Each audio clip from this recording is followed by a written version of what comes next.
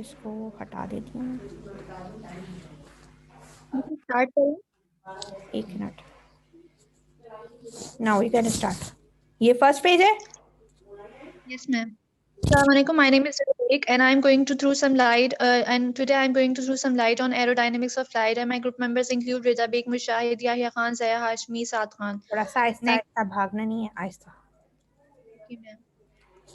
Thank you, sir. Next slide. Ma'am.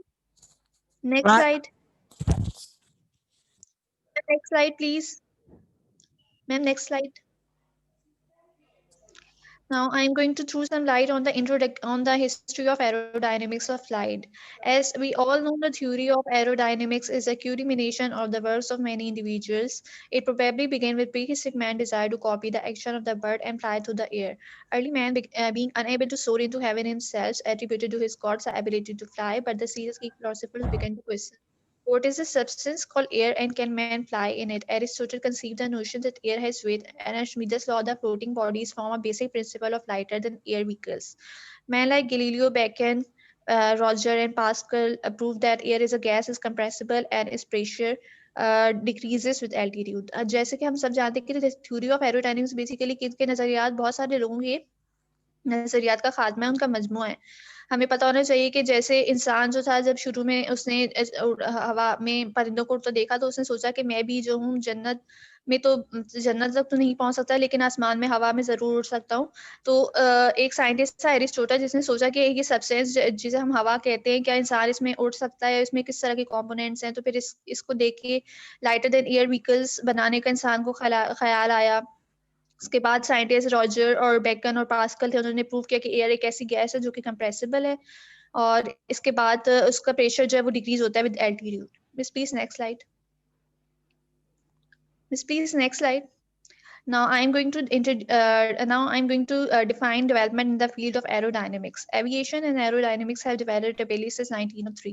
Two world wars and the numerous limited wars have spurred advances in the airplane. Aerial combat was a commonplace by the end of World War One, and the German advanced concepts at the end of World War Two pointed the way to the future. Soon swept wings and jet propulsion dominated both the military and civilian sectors of aviation. Today, Lansley Center, a research center, the research is being pushed forward in the areas of transonic, supersonic, hypersonic, uh, transport, lifting bodies, and space shuttle. The following material will shed some light in at that how and why airplanes design. जैसा कि हम सब जानते हैं कि aerodynamics है उसका start जो बेसिकली कब हुआ था 1903 में हुआ था। दो वर्ल्ड वॉर्स, इसके अलावा बहुत सारी ऐसी लिमिटेड वर्ल्ड वॉर्स गई, लिमिटेड छोटी वॉर्स थी जिसमें हमारे पास एविएशन को डेवलपमेंट के लिए बहुत जद्दोजहद की गई है, जिसमें वर्ल्ड वॉर वन बहुत ज्यादा काबिल जिक्र है और वर्ल्ड वॉर टू बहुत ज्यादा काबिल जिक्र है, जिसमें हमारे पास जेट प्रोपल्जन और ऐसे फाइटर एयरक्राफ्ट्स को बना की एविएशन के सेक्टर में जो है तरक्की की गई है। और आजकल जो लैंडाली सेंटर में इस पे बहुत रिसर्च हो रही है, जैसे कि ट्रांसोनिक एरिया में, सुपरसोनिक एरिया में और हाइपरसोनिक ट्रांसपोर्ट्स पे बहुत रिसर्च हो रही है, और जैसे जिनमें लिफ्टिंग बॉडीज और स्पेस शटल है। तो इनमें हम अब देखते हैं कि कौन से मटेरियल्स हैं जो कि हम एयरप्लेन्स को डिजाइन करने के लिए यूज करते हैं। Miss please next slide. Miss please next slide. ये दो एयरक्राफ्ट्स आपको दिख रहे हैं, ये जरा फर्स्ट वर्ल्ड वॉर और सेकंड वर्ल्ड वॉर में यूज हुए थे। ये पहला वाला फर्स्ट वर्ल्ड वॉर का, दूसरा वाला सेकंड वर्ल्ड वॉर का है। Please next slide. Now I'm going to define atmosphere. कि atmosphere क्या होता है? The aerodynamics is concerned about one third, namely air. Air makes up the Earth atmosphere like gaseous envelope surrounding the Earth and represents a mixture of several gases. जैसे कि हम सब जानते हैं कि aerodynamics बेसिकली एक ऐसी फील्ड है जिसमें हम किसको कंसीडर करते हैं, एक फ्लड को, जिसे हम एयर का नाम देते हैं। एयर किससे बना है? एयर किससे बनी है? जिसमें हमारे पास अर्थ का एटमॉस्फेयर है और उसमें हमारे पास ऐसे गैशियस एनवेलप है जो कि अर्थ को सराउंड किए हुए हैं, और उसमें हमारे पास जो है बहुत सारी गैसेस का मिक्सचर आ जाता है।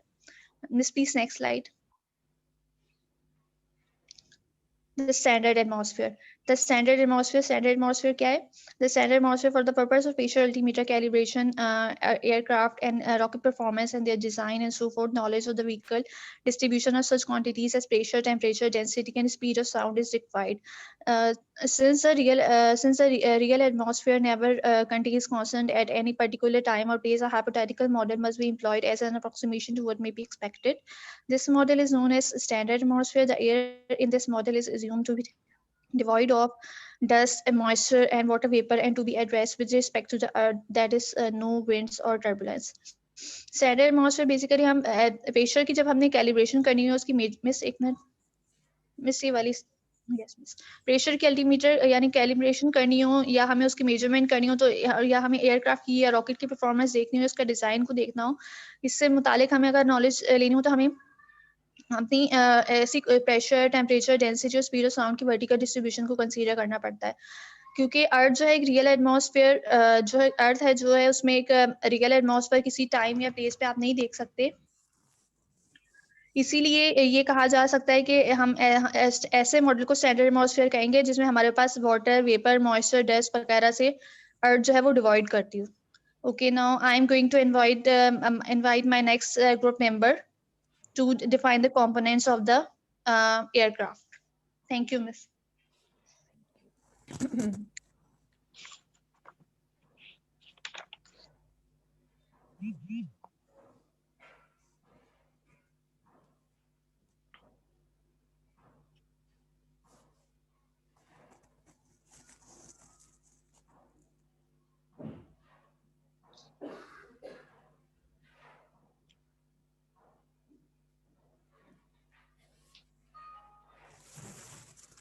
नेक्स्ट स्लाइड करें।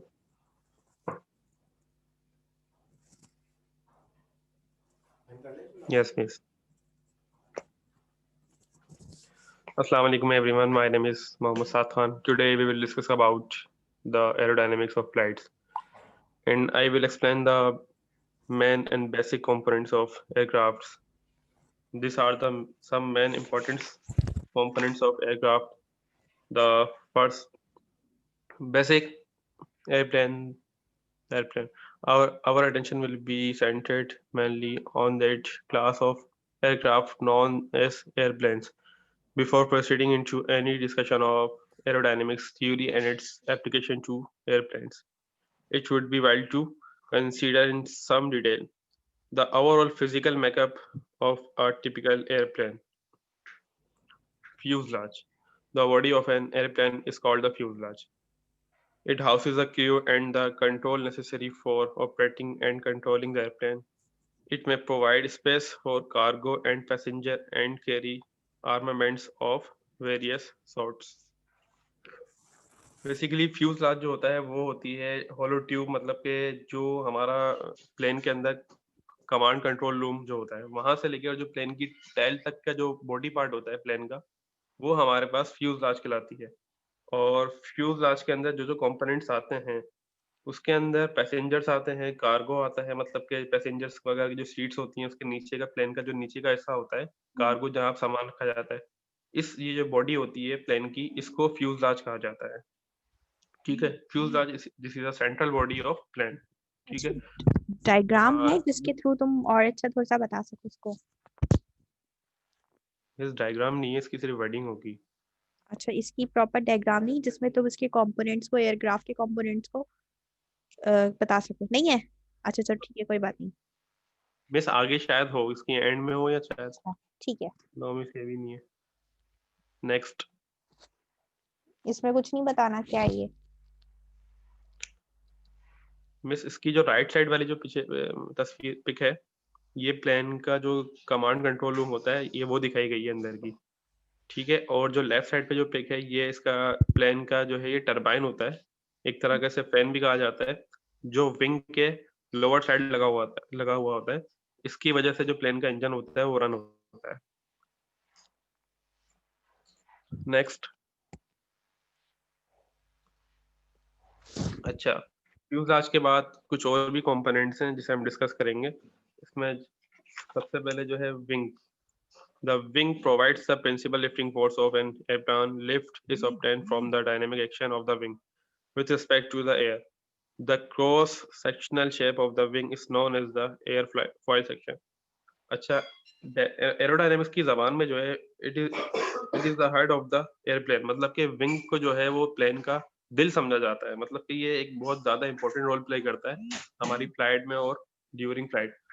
तो मोस्ट ऑफ द अच्छा, ज्यादातर जो है प्लेन का जो बिहेवियर होता है वो भी इसके ऊपर डिपेंड करता है, मतलब कि विंग किस डिजाइन का बना हुआ है, तो जो उसका बिहेवियर होता है एयरक्राफ्ट का या प्लेन का, वो इसके डिजाइन के ऊपर भी बहुत ज्यादा डिपेंड करता है। और विंग को जो है फॉइल भी कहा जाता है, और the wing generate the lifting force need for flight. अच्छा, विंग के थ्रू जो है एक फोर्स मतलब के जनरेट होती है जिसे हम लिफ्टिंग फोर्स कहते हैं, जो जहाज को फ्लाई करने में उसकी बड़ी मददगार साबित होती है, वो फोर्स उसे लिफ्टिंग फोर्स कहा जाता है। अच्छा, the wings are in the middle and back of the aircraft. अच्छा, लाजमी नहीं कि विंग्स जो है वो प्लेन के बिल्कुल मिडिल में हो, बाद औक़ात ये जो है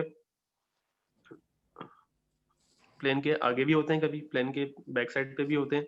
अच्छा, और इसके अलावा लाजमी नहीं कि विंग का जो सेट होता है वो प्लेन के अंदर एक ही सेट हो, मतलब बाद का ऐसा होता है कि जो मिडिल में लगे होते हैं विंग्स, उसके अलावा एक साइड इसके आगे भी लगा होता है और एक साइड पीछे भी लगा होता है। हर वो प्लेन जिसके अंदर एक विंग का एक सेट लगा हो उसे जो है मोनोप्लेन कहा जाता है। और इस तरह का कोई भी एयरक्राफ्ट, जैसे ज्यादातर जो फाइटर प्लेन्स होते हैं उसके अंदर होते हैं कि एक से ज्यादा विंग के सेट लगाए जाते हैं। तो एक से ज्यादा विंग विंग का जो सेट अगर किसी प्लेन में लगाओ उसे हम बाय प्लेन क्राफ्ट भी कहते हैं। इसके बाद है tail assembly and control surface. The tail assembly appendage. Appendage means ये होता है, the tail assembly appendage represent the collection of structure at the rear of the airplane. The tail assembly consists of one, the vertical stabilizer fin and rudder which provide directional stability in yaw, and two, the horizontal stabilizer and elevator which provide longitudinal stability in pitch. अच्छा, इसमें ये बताया गया है कि the tail end the aircraft is the empennage which है। अच्छा, एम्पेनेज जो होता है वो जो एयरक्राफ्ट की जो टेल वाली जो साइड होती है, सबसे आखिरी साइड होती है, उसे एम्पेनेज कहा जाता है। अच्छा, जो एम्पेनेज होता है ये दो चीजों पे बहुत ज्यादा बेस करता है, इसके दो कंपोनेंट्स होते हैं और इस पर ये बहुत ज्यादा बेस करता है। इसका एक कंपोनेंट जो होता है वो रूटर कहलाता है। रूटर का काम ये होता है कि जब आपका प्लेन फ्लाई करता है तो इसको राइट या लेफ्ट मूव करवाने के लिए रूडर जो है बहुत इंपॉर्टेंट रोल प्ले करता है, प्लेन को राइट या लेफ्ट मूव करने के लिए। अच्छा, जो दूसरा बेसिक कंपोनेंट्स होता है एम्पेनेज का, वो होता है एलिवेटर। एलिवेटर का काम ये होता है कि प्लेन को up and down down move करवाना, मतलब कि अगर राइट टू लेफ्ट अगर प्लेन को मूव करवाना है तो वो रूटर करेगा, और अगर अप एंड डाउन अगर प्लेन को अप एंड डाउन मूवमेंट करवानी है उसकी, तो उसके लिए हम एलिवेटर से काम लेंगे। Next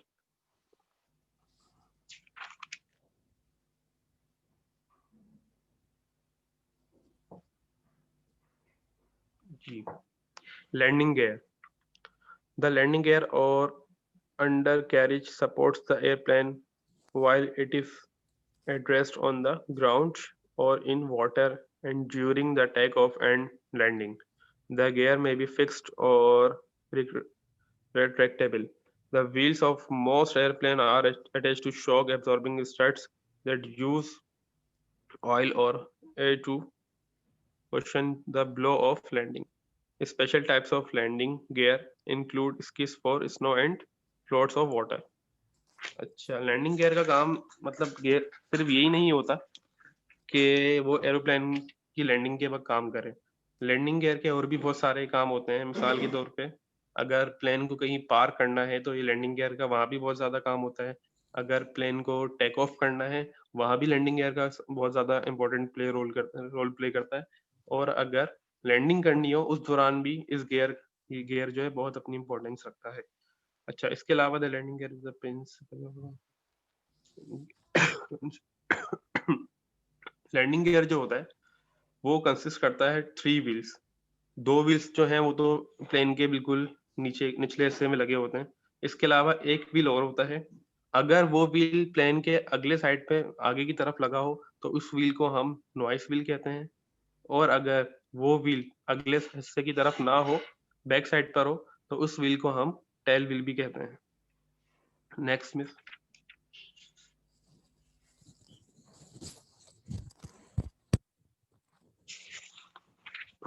power plants with few expectations and with few expectation, an airplane must passes a thrust producing device or power plant to sustain flight.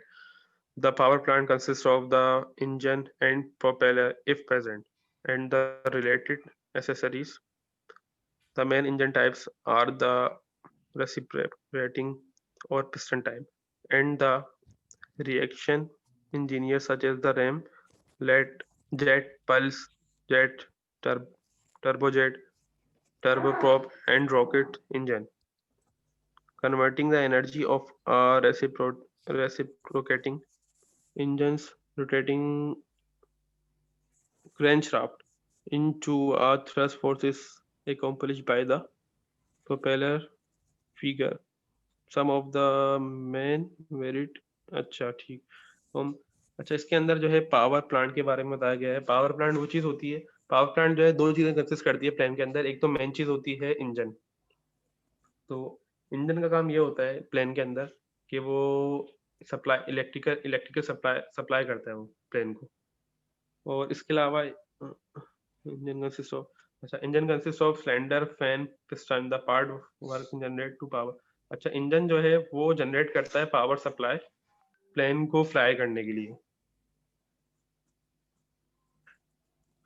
Next में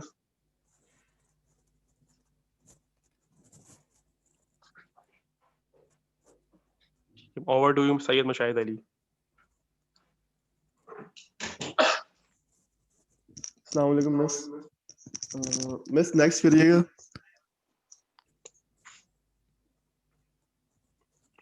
miss next. Assalamu alaikum. My name is Sayyid Mashahid Ali, and today I'll be presenting forces acting on an aircraft during flight.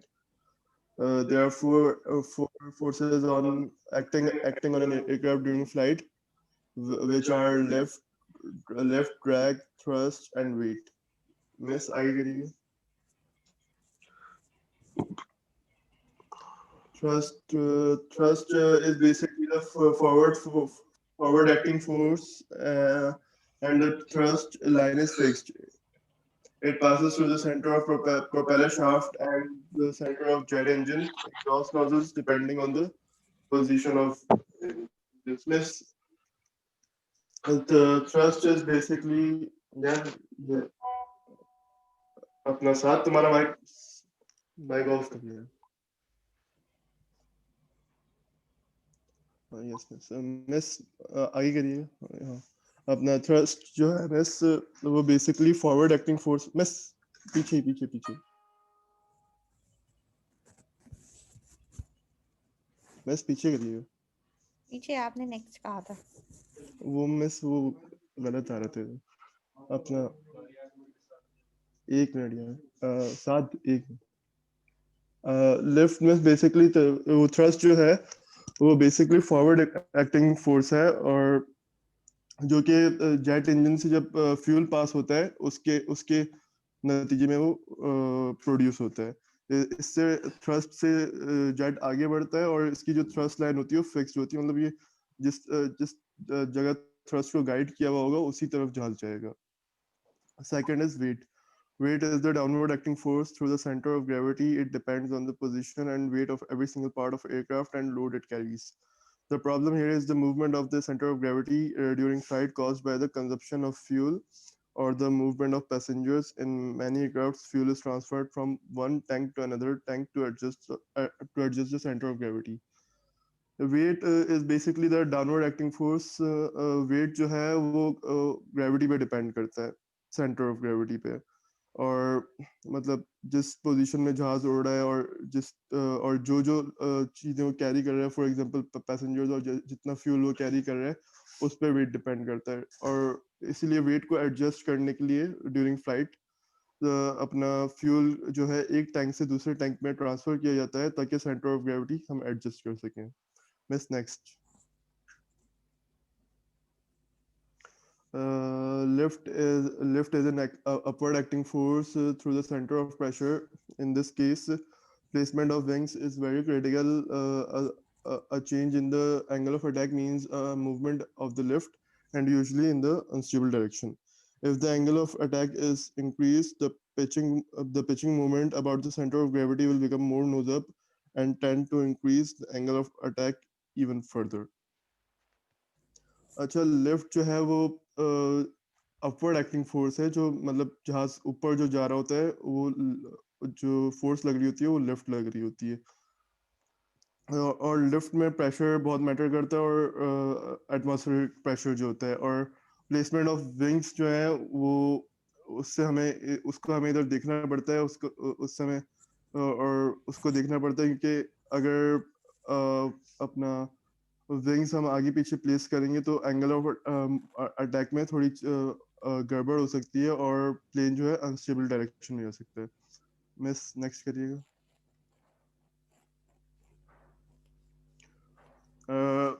Drag is the backward acting force on an aircraft caused by the atmospheric pressure when the aircraft is moving forward.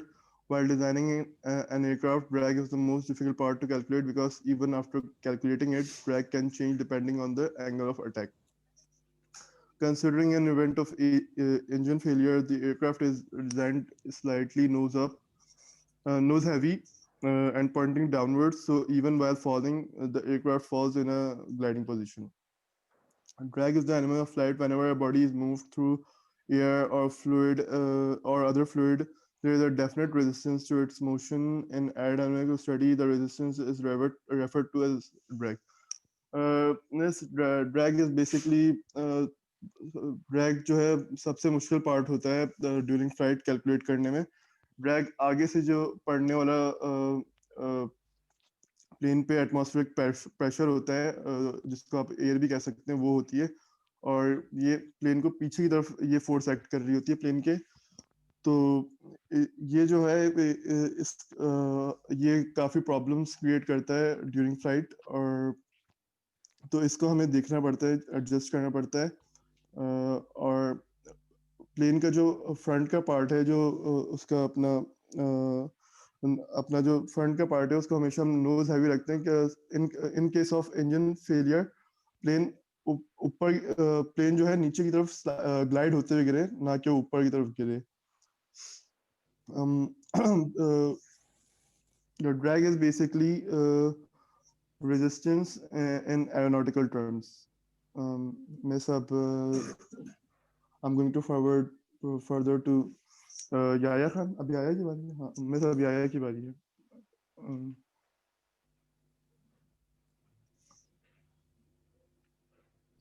Miss अब आगे याया present करेंगे।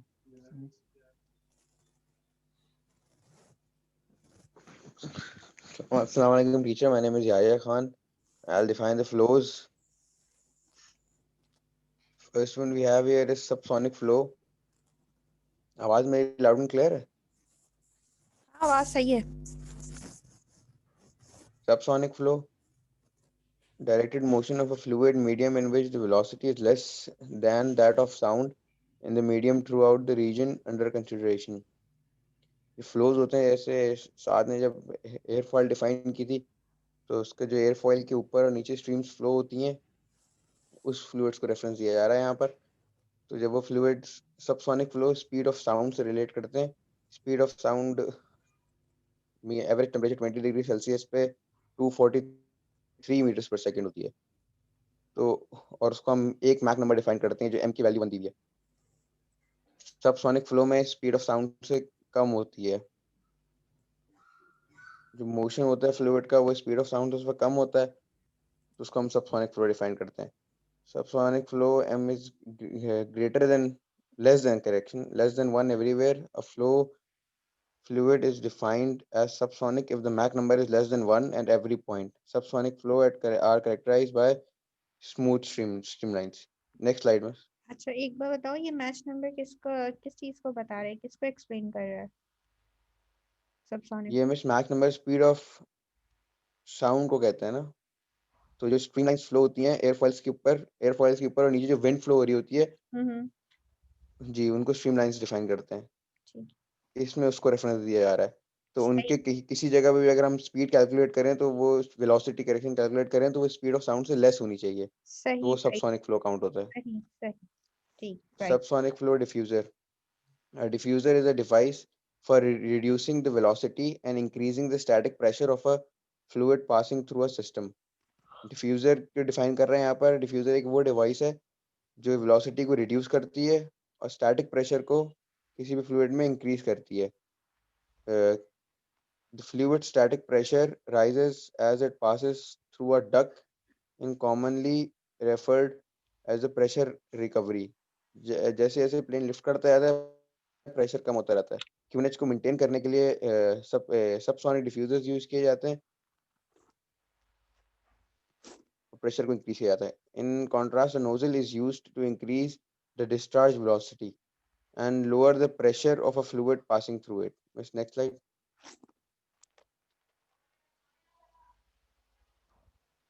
ये इसकी image है diffuser की. Next slide में. Supersonic flow. Subsonic less than speed of sound होता है. Supersonic more than speed of sound को कहते हैं.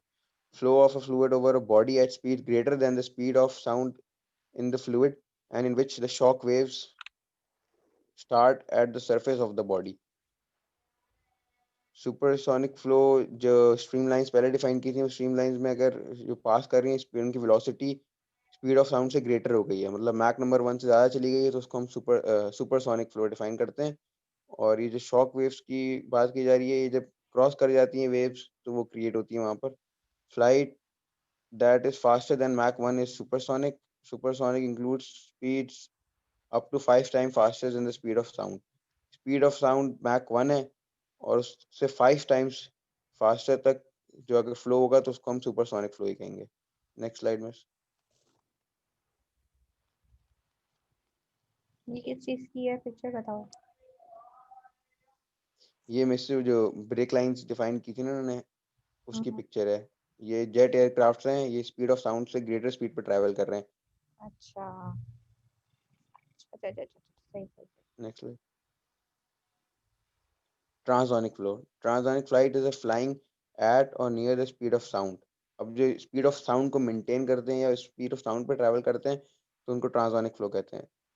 Relative to the air through which the vehicle is traveling. A typical convention used in aeronautics is to define transonic flight as a speed of range of Mach 0.72 to 1. अच्छा, ये Mach number speed of sound को हम 1 define कर रहा था अभी तक मैं, लेकिन वो at average temperature 20 degree Celsius. तो अगर टेम्परेचर वैरी करता है इस वजह से मैक नंबर भी वैरी कर सकता है. तो 0.72 से लेकर 1 तक ट्रांसोनिक फ्लो कहते हैं इसको स्पीड ऑफ साउंड पे. अगर स्पीड ऑफ साउंड पे ही जहाज ट्रैवल कर रहा है या तो उसको हम फिर ट्रांसोनिक फ्लो में काउंट करेंगे. Next slide.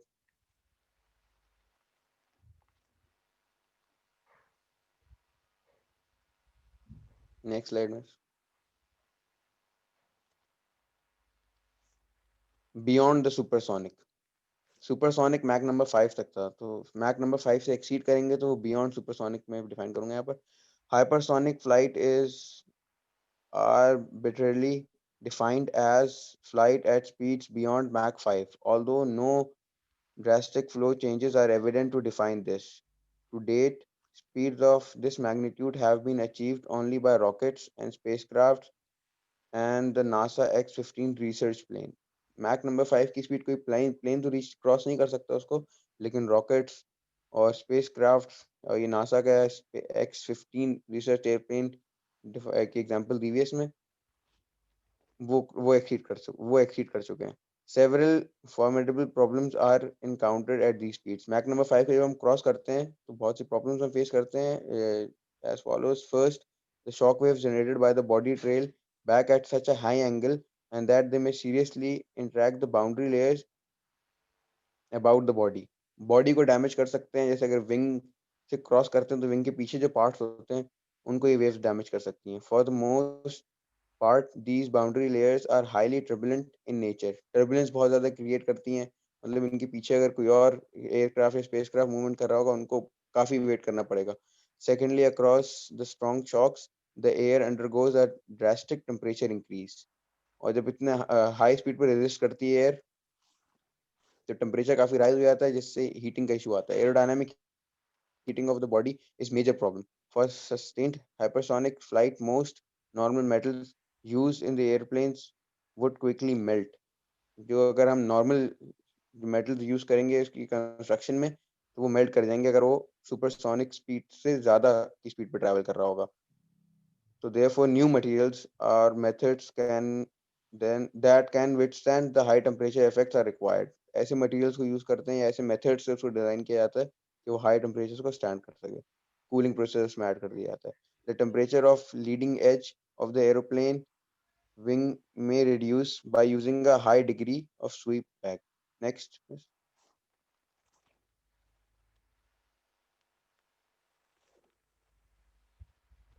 इस इमेज में डिफाइन किया गया री एंट्री फ्रॉम ऑर्बिट. अब ये स्पीड ऑफ साउंड से ज्यादा की स्पीड पे ट्रैवल करेंगे तो जब ऑर्बिट से वापस एंटर हो रहा है कोई प्लेन, उसकी इमेज है पहली. नेक्स्ट है air breathing cruise global research cruise missile. और तीसरा है air breathing accelerator single stage to orbit first stage boosters. ये एग्जांपल्स हैं बियॉन्ड सुपरसोनिक. नेक्स्ट स्लाइड में.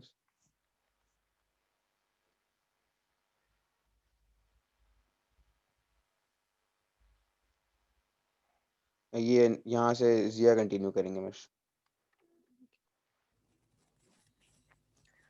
Assalamu alaikum. वालेकुम अस्सलाम.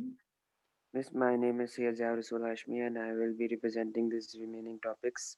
So the first topic that I got is lifting bodies. Because of the cost and safety, it has been long recognized that the designs of re-entering spacecraft must be found that would enable the crew to maneuver the craft toward landing from a great distance. Up to now, spacecrafts have re-entered and followed near ballistic entries and with little control over the landing site.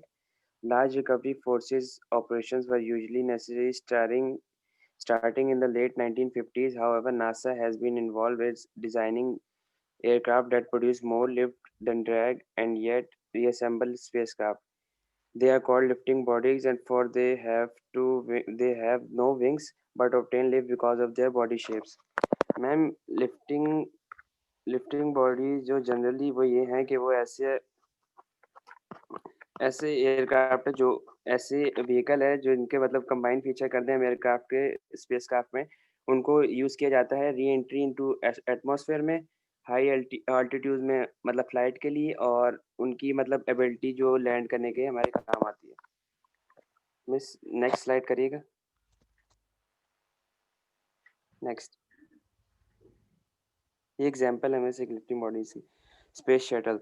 Space Shuttle represents the United States' commitment to developing a low-cost method of delivering and returning payloads to and from orbit. Miss ये United states ने एक मतलब commitment की थी एक तरह की कि हाँ हम लोग एक लो, क्योंकि कॉस्ट बहुत बड़ा फैक्टर है हमारे, हम जो एयरक्राफ्ट भेजते हैं बाय, तो उसमें कॉस्ट का सही बात बहुत है. मसला आता है. जी. सही बात है. लो कॉस्ट मेथड जो हमें ज़रूर मतलब हमें ऐसी कोई मेथड हमें ड्राइव करना है जिससे हमारी कॉस्ट कम से कम आए, हमारे पास जो मतलब ज़राए हैं कम से कम इस्तेमाल हो. तो इस चक्कर में वही डेवलप किया गया था. द बूस्टर स्टेज इसके स्टेजेस हैं काफ़ी. The booster stage consist of 2 recoverable solid fuel rockets and recoverable external fuel tank used by the orbiter stage engine to complete the boost into the orbit. The orbiter stage is the actual part of total vehicle to go into the orbit and return to earth to a controlled landing. सिर्फ orbiter stage ही ऐसा part है, बाकी जो fuel tank वगैरह है वो रह जाते हैं. ऑर्बिटर स्टेज ही ऐसा पार्ट है जो कि ऑर्बिट में जाता है और रिटर्न करता है वापस अर्थ में लैंडिंग के लिए.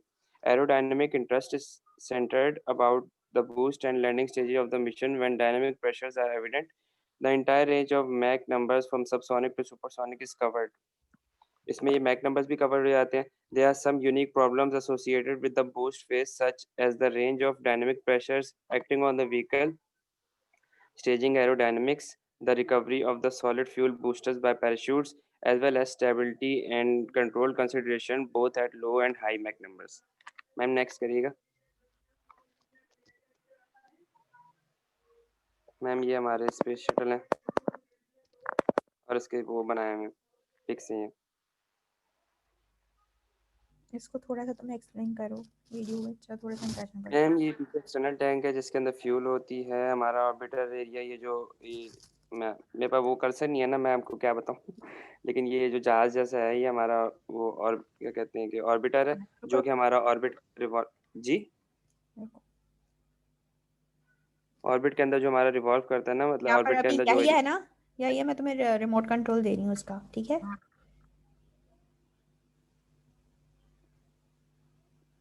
अब तुम कट से मूव कर सकते हो। नहीं, मैं या नहीं हूँ मिस, हाँ? मैं जिया हूँ जिया। आज आज या की एंड हो चुकी है ना मिस प्रेजेंटेशन, अब मेरी बारी है। सॉरी सॉरी सॉरी, मैं रिमोट कंट्रोल उसको दे दिया है। चले मैं बता देता हूँ मिस, एक्सटर्नल टैंक के लिखा हुआ है ना, एक्सटर्नल टैंक, ये तो फ्यूल का हो गया जो हमारा जिया, ऑर्बिट से जिया पहले का ही। नाम मेरे पास यहाँ पे शो नहीं हो रहा। चलो ठीक है, तुम कंटिन्यू करो।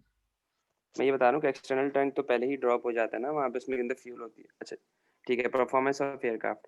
Miss performance is a term used to describe the ability of an aircraft to accomplish certain things that make it useful for certain purpose. ये डिस्क्राइब करता है बहुत सारी जहाज की या एयरक्राफ्ट कोई चीज की वो।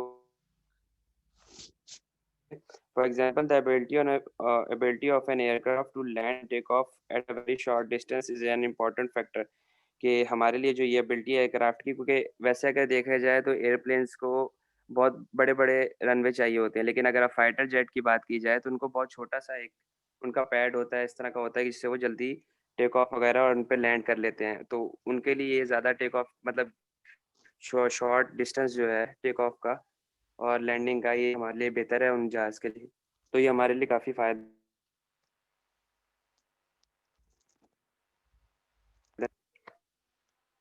Ma'am next. हेलो।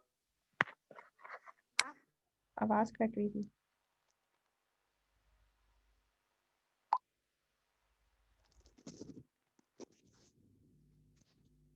हेलो।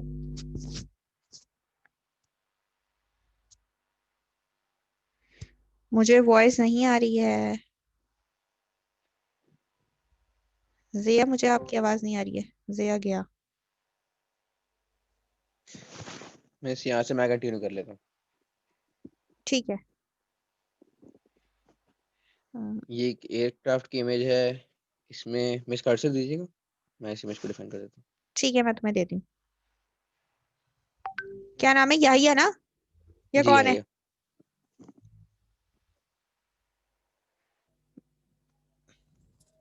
दे दिया, कंट्रोल अप ये करो। ये एक एयरक्राफ्ट की इमेज है, इसके अंदर ये इसके इंजन्स हैं, आ गया मैं आया। ये इसके एलिवेटर्स हैं, ये इसका रूडर है, और ये इसके फ्लैप्स हैं जो विंग्स पे हैं। आगे हमें जिया को ट्रांसफर कर दें। Next miss next.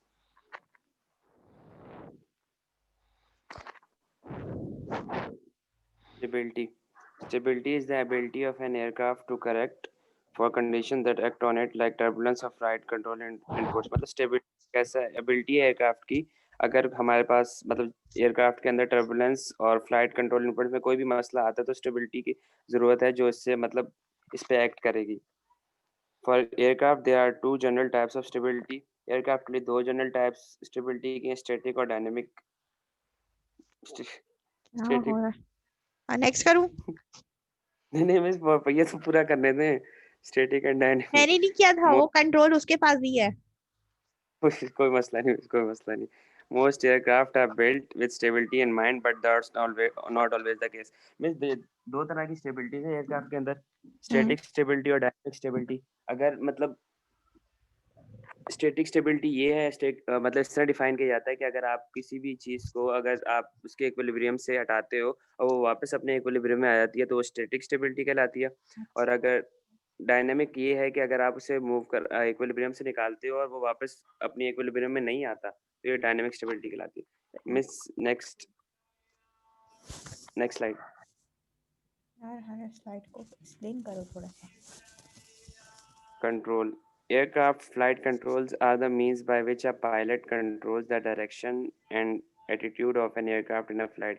में flight control ये होता है कि जिससे मतलब पायलट जो है एयरक्राफ्ट की डायरेक्शन और उसका एल्टीट्यूड वगैरह सब एयरक्राफ्ट का फ्लाइट के अंदर करता है, सही करता है।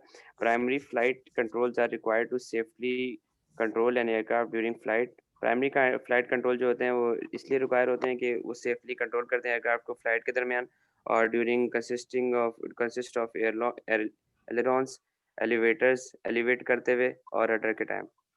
यस मिस नेक्स्ट करिएगा। बस मिस एंड हो गया। एंड हो गया।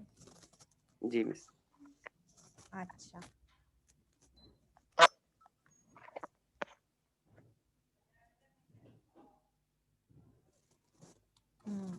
टॉपिक तुम लोग का अच्छा था, लेकिन तुम, अच्छा एक मिनट बस इंसान आराम से उसमें ट्रैवल कर सकता है। जो सेकंड लेयर होती है उसमें हमारे पास जो कि स्ट्रेटोस्फीयर है, उसमें हमारे पास फाइटर एयरप्लेन्स वगैरह जो थोड़ा मतलब ऊपर चला जाता है, तो वो फाइटर एयरप्लेन्स वगैरह इस तरह के जेट्स वगैरह के लिए मूवमेंट के लिए होता है। जो थर्ड लेयर है वो हमारे पास मेटेओइड्स और जो मेटेओइड्स और ये जो मतलब एस्ट्रॉइड्स गिरते हैं, हम जमीन की तरफ आते हैं या खला में होते हैं, उनको कहते हैं। और जो फोर्थ लेयर है उसमें हमारे पास जो स्पेस सैटेलाइट्स वगैरह की जो मूवमेंट होती है वो होती है। और जो फिफ्थ लेयर है उसमें हमारे पास स्पेस शटल, सबसे ऊपर वाली लेयर जो है उसमें बस स्पेस शटल और रॉकेट्स वगैरह जो नासा के हैं वो ही मतलब वहां पर ट्रैवल कर सकते हैं। ये वाली तो बता दी। जी मैं इसी बारे में डिफाइन कर देता हूँ। ये इसमें एरोप्लेन के सारे पार्ट्स डिफाइन किए हैं। ये जो सेंट्रल पार्ट है इसको फ्यूजलाज कहते हैं। ये जो आगे मेंशन हुआ हुआ, मैं कर्सर दे दीजिएगा तो फिर मैं और इजीली बता देता हूँ। कौन है ये, मुझे ये बताओ पहले। याहिया। जी मिस, ये जो सेंट्रल पार्ट है इसको फ्यूजलाज कहते हैं। इसमें पैसेंजर सीटिंग होती है सारी। ये फ्रंट पे कॉकपिट है, कॉकपिट में कंट्रोल एंड कमांड होता है, पायलट्स बैठते हैं इसमें। उसके बाद ये इसके विंग्स हैं जिसको एयरफॉइल भी कहते हैं। विंग्स के ऊपर ये वाला जो इससे आगे स्पॉयलर्स हैं, ये ब्रेकिंग में हेल्प करते हैं, रेसिस्ट करते हैं इसको। ये वाला भी स्पॉयलर है। ये पीछे फ्लैपर्स हैं, ये लिफ्ट और जनरेट करते हैं। ये विंगलेट्स हैं, ये टर्बुलेंस कंट्रोलेंस के लिए प्लेस किए जाते हैं यहाँ पर। उसके बाद ये पीछे की तरफ हमारी टेल है, पूरी टेल का स्ट्रक्चर है। इसमें ये जो हॉरिजॉन्टल जो सॉरी जी यस जो हॉरिजॉन्टल है, ये एलिवेटर्स हैं, ये लिफ्ट जनरेट करने में काम आते हैं। और ये जो टेल है इसकी जो वर्टिकल है, इसमें रूडर लगा हुआ है, ये जहाज को राइट या लेफ्ट टर्न करने के लिए काम आते हैं। ये इसके इंजन हैं, टर्बाइन इंजन हैं, ये थ्रस्ट जनरेट करते हैं। एक मिनट, अब मेरे सारी पास फोर्सेस इसमें जो मशाहिद ने डिफाइन की थी, अच्छा हाँ हाँ, तुम करो। जो सारी फोर्सेस मशाहिद ने डिफाइन की थी, मैं तो अब जैसे ये विंग्स हैं, विंग्स में जो फ्लैपर्स लगे हुए हैं, ये प्लेन को टर्न करेंगे लेफ्ट या राइट की तरफ टर्न करेंगे। पीछे जो एलिवेटर्स लगे हुए हैं, ये प्लेन को लिफ्ट करेंगे, अप या डाउन मूवमेंट जो होती है। और जो रूडर है, ये प्लेन को राइट या लेफ्ट टर्न करने के लिए होगा। जी मैं सब पूछ लें, आपको कुछ पूछना है तो। आगे करो, इसको आगे करो, कंट्रोल तुम्हारे पास है ना, आगे करो इसको। नहीं मिस, यहाँ से तो नहीं हो रही है। अच्छा, नहीं हो रही है, मेरे पास भी नहीं हो रही है।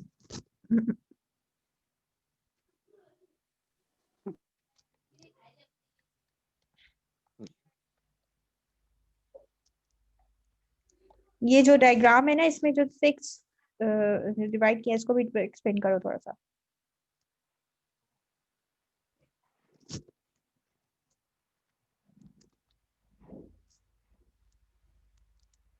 इसे एक साइड पीछे कीजिएगा।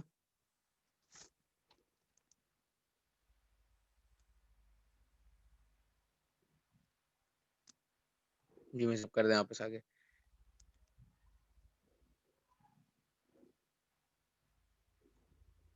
आगे मिस नेक्स्ट कीजिएगा स्लाइड। जी जी आगे। मिस ये वही सबसोनिक डिफ्यूजर को एक्सप्लेन किया हुआ है, उसकी डिफरेंट इमेजेस रिकॉर्ड की हुई हैं। इन डिफरेंट इमेजेस से क्या पता चल रहा है, थोड़ा सा एक्सप्लेन कर दो, एक दो इमेजेस को, अगर पता है तो। मिस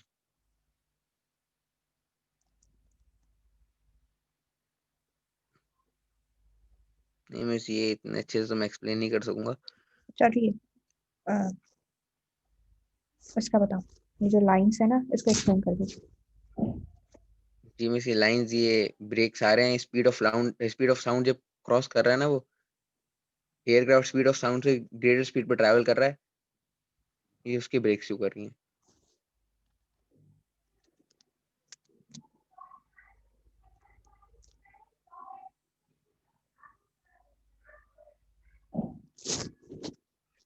मुझे लेफ्ट साइड पे जो डायग्राम है ये बता। जी मिस, लेफ्ट साइड पे जो डायग्राम है लेफ्ट से नेक्स्ट स्लाइड कीजिएगा मिस। हुई हुई है। लेफ्ट साइड में जो डायग्राम है इसमें स्पेस शटल दिखाई हुई है पूरी इन्होंने एक। ये जो आगे ये इसके मेन कंपोनेंट है, जैसे जहाज का फ्यूजलाज होता है तो ऐसे इसमें पैसेंजर्स और इस फ्यूल वगैरह कैरी करते हैं। एक्सटर्नल टैंक है क्योंकि एक एयरक्राफ्ट में कंबस्शन के लिए ऑक्सीजन चाहिए होती है, तो एक्सटर्नल टैंक में जो ऑक्सीजन स्टोर करके लेकर जाते हैं क्योंकि स्पेस में फिर ऑक्सीजन अवेलेबल नहीं होती। ये साइड में जो रॉकेट्स हैं लेफ्ट और राइट में जो फिक्स प्लेस हुए हैं इसको बूस्टर रॉकेट कह रहे हैं। ये रॉकेट्स को लिफ्ट जनरेट करेंगे सिर्फ प्लैनेट में, उसके बाद फिर ये डिस्पैच हो जाते हैं, अपनी जगह छोड़ देते हैं और फिर ये आगे स्पेस शटल सिर्फ एक्सटर्नल टैंक और जिसका ऑर्बिटर है ये रह जाते हैं। सही, चलो ठीक है, थैंक यू सो मच। मैंने एक्सप्लेन इसलिए करवाया तुम लोग से क्योंकि अगर उसमें दरमियान में एक्सप्लेन नहीं ना तो एंड में एक्सप्लेनेशन थोड़ा सा बनता था। ठीक है, फिर मैं खुद अपने तरीके से इसको एडिट करके उस पर डाल दूंगी। थैंक यू सो मच बेटा। Thank you welcome miss. Miss. आप लोगों की मार्क्स की एडजस्टमेंट मैंने इस तरीके से की है कि 40 मार्क्स सबके लिए इक्वल। 40 मार्क्स जो है हमारे असाइनमेंट तमाम चीजों से कवर हुए हैं। 40 मार्क्स का अब सिर्फ पेपर बनेगा। थैंक ठीक है यू मिस, मिस। थैंक ठीक यू है, वेरी मच। चलो सही।